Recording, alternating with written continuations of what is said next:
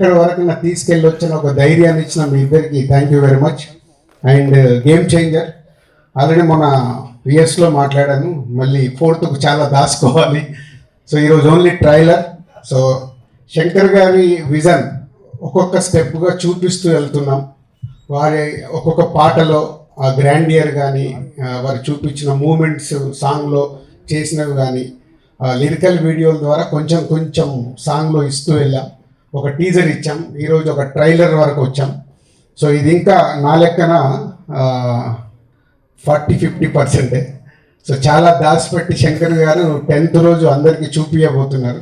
ఈ సినిమాలో ఎన్నో మూమెంట్స్ అన్ప్రెడిక్టబుల్గా ఉంటాయి, అది మటుకు ఖచ్చితంగా చెప్పగలుగుతాను.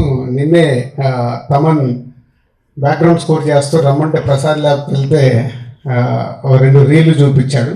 అది చూసిన తర్వాత ఇంకా గట్టిగా తొడగొట్టాలని ఉంది కానీ ఓవర్ అవుతుందని ఆగిపోతున్నాను.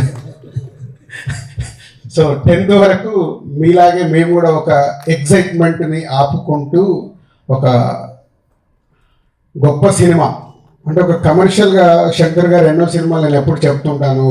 ఒక జెంటిల్మెన్ దగ్గర నుంచి భారతీయుడు కానీ, ఒకే ఒకటి కానీ, శివాజీ కానీ, ఆఫ్టర్ లాంగ్ టైం మళ్ళీ శంకర్ గారు ఒక స్ట్రేట్గా తెలుగులో సినిమా చేస్తూ అలాంటి సినిమా మాకు ఇచ్చినందుకు వారికి కృతజ్ఞతలు.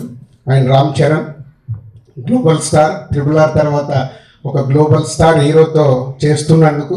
ఈ సినిమా రిలీజ్ తర్వాత రామ్ చరణ్ గారు ఇంకా ఇంతింతై వటుడింతై లాగా పాన్ ఇండియానే కాదు గ్లోబల్ అదర్ కంట్రీస్లో కూడా చాలా అప్రిషియేషన్ వస్తుంది. సో మా పెట్టిన డబ్బులు తిరిగి లాభాలతో వస్తుందని వెయిటింగ్లో ఉన్నాం ఈ సంక్రాంతికి. Thank you very much.